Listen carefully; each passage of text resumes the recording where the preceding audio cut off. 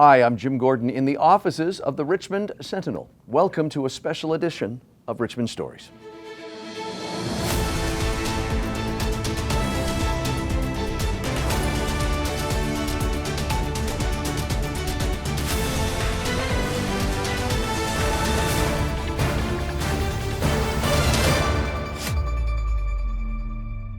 Well, a familiar face to the readers and viewers of the Richmond Sentinel, one of our superstar columnists and contributors, Rika Mansingh, joins us again. We are not in the offices of the Richmond Sentinel where we normally do Rika segments. We're actually out at Hamilton High Street Senior Residence, where if you're a regular viewer of ours, you probably have seen a number of the segments here. Rika is back. Your segments and your columns are really resonating with our viewers and our readers because you're bringing up some great advice. And I said to you before, you really plain speak it for dim people like me that really need to know what you're talking about and don't want to get caught up in the language. But you are back to talk about something that's really important. As we head into the winter season, of course, COVID is back, flu season. We want to talk about nutrition and immunity. As I mentioned, COVID-19 is rearing its head again. Hopefully, cautiously, we're hoping not as bad, but people are getting their shots. Can you talk about the relationship between nutrition and immunity? Because it is important, and I don't know how many of our viewers would actually say they know a lot about this. Right. First of all, Jim, thank you so much for having me. You're welcome. Very grateful to be on your program. We are grateful to have you back. Your videos are really getting a lot of views, which is great. Thank you so much. So when it comes to nutrition and immunity, they are intricately linked. And a diet will determine how well equipped your body is to fight off any infection, right? Right. So if a person is lacking in vital nutrients, they actually will not produce their antibodies and immune cells. So basically, poorly nourished individuals are at a greater risk for infection.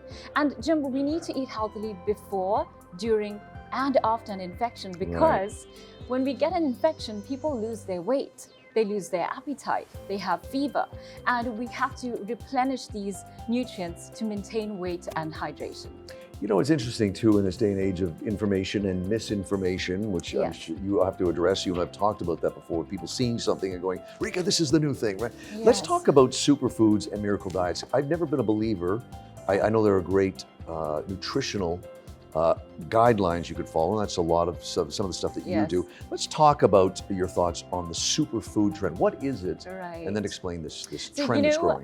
when it comes to superfoods, they often make headlines. And while it's an enticing idea that a single food can shield you from all illness, reality paints a different picture, right? I'd rather think of not a superfood, but a nutrient-rich super plate, right? Right. And if you visualize immunity as an orchestra that's complex, where no single instrument can play the entire symphony. Oh, that's a good analogy. Right? Excellent. And if you visualize your plate as being nutrient-dense fold, and all these nutrients are working together in harmony to support your immune system. Right. So there's no miracle or magic food. Everything is about eating healthily over a longer period of time. But can you give an example? Like, what would you deal with and help people all the time on a daily basis? What is someone like? What are examples of people that are getting into this superfood diet? Is someone coming, I'm just eating meat, or I'm just eating this? Is it that basic? You know, it could be, I'm just eating kale all the time, or I'm just eating spinach all the time. Which is great, but you can't just eat that. Yeah, that's it's right. excellent because all these nutrients are better absorbed when combined, you know, holistically. It's not just one thing that's going to be a miracle for you. I like that too, the analogy of the orchestra. I love the horn section, but I don't want to just hear the horn section. Oh yeah, definitely. Let's talk about some of the key nutrients that play a crucial role in supporting the immune system. I wonder how much the average person knows about the immunity system and keeping it strong. Yes. But how can people incorporate key crucial elements into their daily diets? Because again, you and I, one of the common things that I've said to you a number of times is that I think people get intimidated. Right. And that's why, obviously, if they take the time and the serious, they come to you. Right. But long-winded question to you, but no, but I think so when it comes to nutrients, there's so many being researched, looking into their role in immune support, right? But I'm going to focus on 3 key nutrients that are evidence-based, and this will make you want to consume these nutrients to prevent an infection and also speed up your recovery. And it's so interesting to know. So if we look at zinc supplementation, Studies have found that they actually reduce your risk of respiratory infection by 35%. Wow. And they reduce your flu symptoms by 2 days. Really? They also speed up your recovery. Yes, so that's oral zinc supplementation.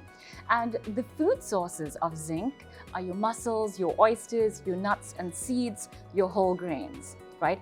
Another very important nutrient, we know about vitamin C. Right. It's an antioxidant, it's an anti-inflammatory. It also helps repair tissue damage when we get any flu or infection. But what's important to know with vitamin C is that the body does not make or store vitamin C. Okay. So you could only get it from your food sources or your supplements. And you would find it in your oranges, your strawberries, your bell peppers. So very easy to incorporate that into your diet, right? Right. Yeah, and there's one more key nutrient I just want to touch on. Vitamin D, we know, is very good for immunity, right? It also reduces your risk of respiratory infections and speeds up your rate of recovery. But the studies have found, that it is more beneficial in people that are deficient in vitamin D and not people that have normal levels. So vitamin D we also get from the sunshine vitamin, oily fish, foods fortified with vitamin D. So those are the key nutrients. Just off topic, you have to promise me at one point we have to do something on, with your expertise on garbage vitamins that you find that people buy and really, please, let's do a segment on that if you don't mind me dictating what you do. Fantastic. One of the first things that you and I talked about out with a bunch of friends and everything, we got into a discussion about gut health, and it's such a basic term. Yes. But you and I got into a discussion about that and its relationship with immune function.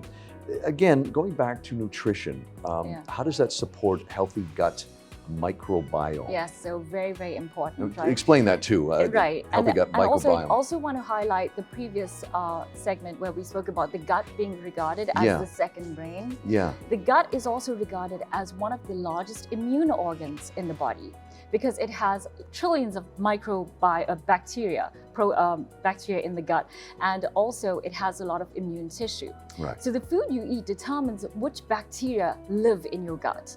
So if you're eating unhealthily, you have unhealthy bacteria, and that increases inflammation in the gut. Okay. If you're eating healthily and you're taking in beneficial bacteria, you reduce inflammation.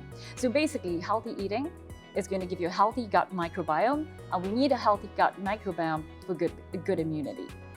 Here's something I think we can all relate to as well is stress. Every generation probably says, oh, life is so stressful. Yes. I don't think I know of anybody who isn't stressed. Right. Just with overwork and this and that, family, everything.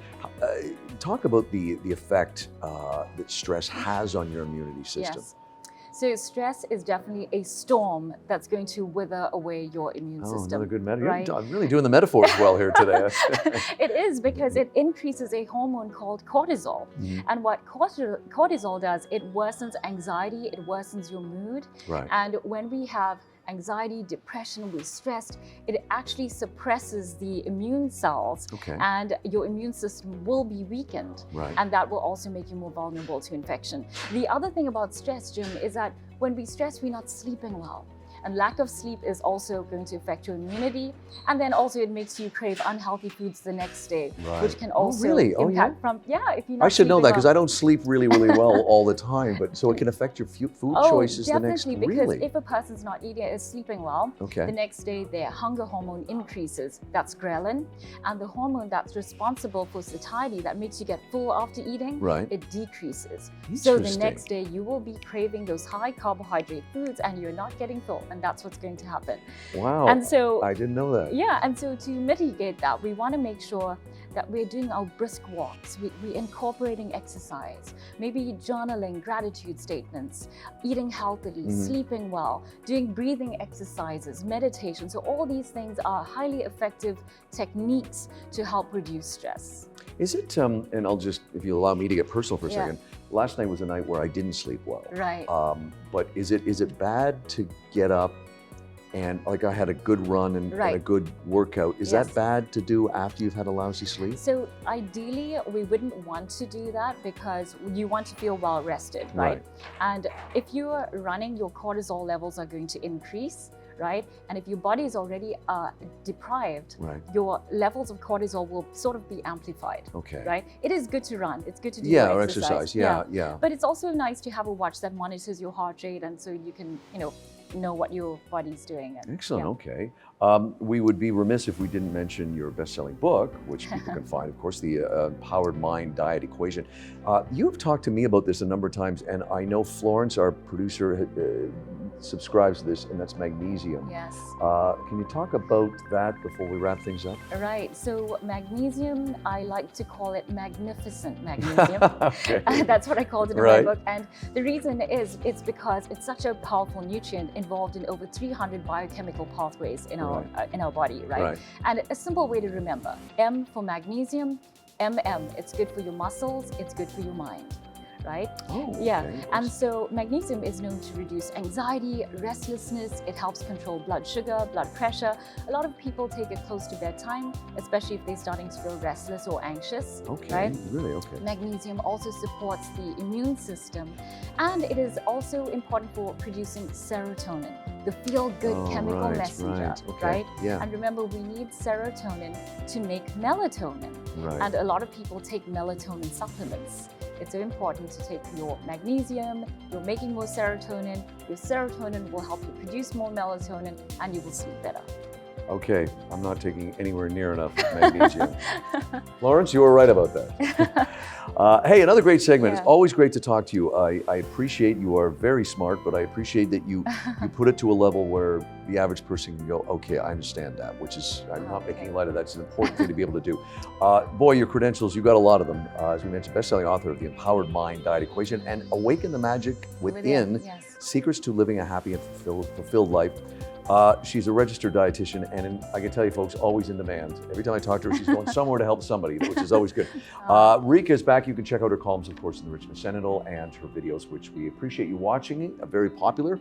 And we should mention more information. It's Rika Diet for Wellness.com. You can see the website on the screen there. And also, if you want to reach out to her, of course, with questions, info@rikadietforwellness.com.